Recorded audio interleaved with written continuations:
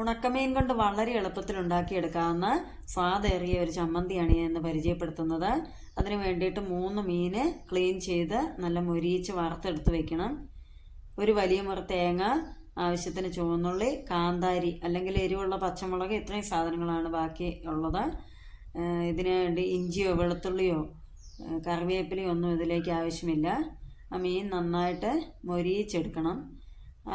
വറുത്ത് വെച്ച മീൻ ഒരു മിക്സിയുടെ ജാറിലേക്ക് ഇട്ടൊന്ന് ക്രഷ് ചെയ്തെടുത്ത ശേഷം ബാക്കി ഇൻഗ്രീഡിയൻസും കൂടെ ചേർത്ത് ഒന്ന് നന്നായിട്ട് ചതച്ചെടുത്ത് വയ്ക്കുക. അരഞ്ഞു പോകരുത്. ഈ പരുവത്തിൽ ഇത് വേണം നമ്മുടെ ഈ ചമ്മന്തി ഇരിക്കാൻ. ഇതിലേക്ക് വെളിച്ചെണ്ണയൊന്നും ചേർക്കണ്ട കേട്ടോ. മീൻ പണ്ടൊക്കെ ചുട്ടെടുത്തിട്ടായിരുന്നു ഈ ചമ്മന്തി ഉണ്ടാക്കുന്നത്. ഇപ്പം നമുക്ക് ചുടാനുള്ള നിർവാഹമൊന്നും ഇല്ലല്ലോ. അതുകൊണ്ട് ഞാൻ വറുത്തെടുത്തിട്ട് ആ എണ്ണ മുഴുവൻ മാറ്റിയിട്ടാണ് ഈ ചമ്മന്തി ഉണ്ടാക്കുന്നത്. നമുക്ക് എത്ര ചോറ് വേണമെങ്കിലും ഈ ഒരു കറി കൂട്ടി ഉണ്ണാൻ. എല്ലാവരും ഒന്ന് ട്രൈ ചെയ്യണം കേട്ടോ. Thank you.